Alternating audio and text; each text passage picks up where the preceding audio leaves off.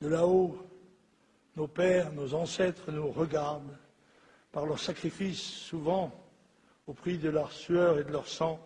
Ils nous ont légué une France libre et prospère.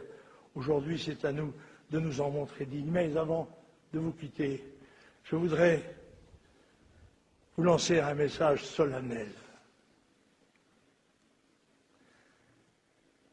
La situation du pays est gravissime et les Français ne le savent pas. Bien que nous ayons répété sur tous les tons les avertissements que nous donnait l'expérience que nous avions de l'histoire de notre pays, nous n'avons pas été entendus ou nous avons été bâillonnés. Je veux que vous reteniez ceci du message que je vous donne aujourd'hui. L'immigration massive que subit la France depuis une trentaine d'années et qui continue de se développer avec la complicité active de l'établissement, qu'il soit politique, syndical, intellectuel, religieux, est le phénomène historique le plus grave que la France ait connu depuis qu'elle existe. Beaucoup plus grave que les grandes invasions, que les guerres, les épidémies ou les famines.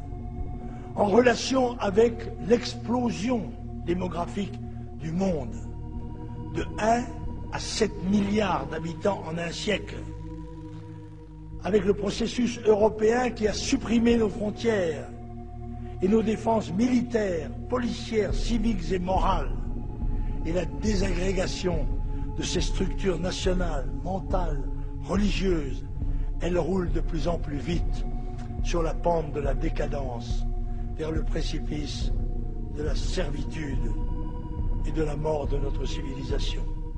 À de rares exceptions près, les politiciens de gauche et de droite sont les responsables de cette catastrophe historique qui entraîne la ruine financière et économique, le chômage, l'insécurité, l'appauvrissement et la désintégration de nos systèmes de prestations sociales.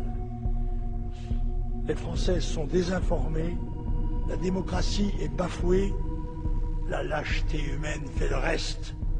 En 30 ans, la France a laissé dépérir ses deux atouts économiques, l'agriculture et l'industrie. La famille, le travail et la patrie ont été dénigrés systématiquement comme si on avait voulu se venger de l'éphémère devise de l'État français. Le peuple vieillissant et perdant sa dynamique vitale sous les pressions hédonistes sera demain à la merci de masses étrangères, jeunes, conquérantes, sans pitié pour ceux qui avaient abdiqué leur droit à la vie et à la liberté.